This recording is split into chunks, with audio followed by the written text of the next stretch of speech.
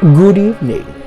My name is Benjamin Burke, and this is Benjamin Burke's terrifyingly dark tales from beyond the grave. This evening we'll be reading from more scary stories to tell in the dark, collected from folklore and retold by Alvin Schwartz. The Bed by the Window. The three old men shared a room at the nursing home.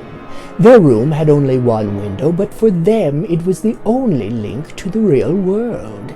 Ted Conklin, who had been there the longest, had the bed next to the window.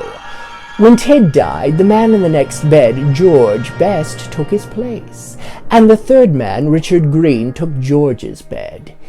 Despite his illness, George was a cheerful man who spent his days describing the sights he would see from his bed.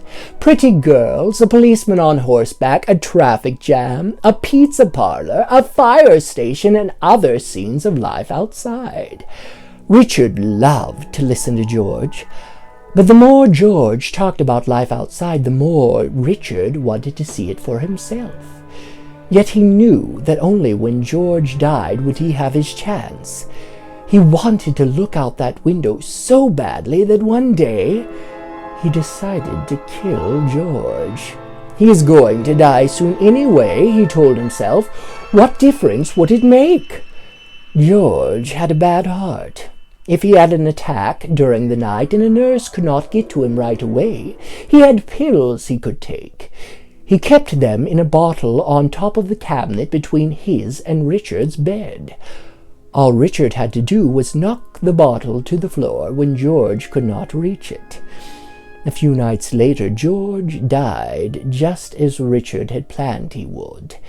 And the next morning, Richard was moved to the bed by the window. Now he could see for himself all the things outside that George had described. After the nurses had left, Richard turned to the window and looked out. But all he could see was a blank brick wall. Thank you for listening, and have a very restful evening.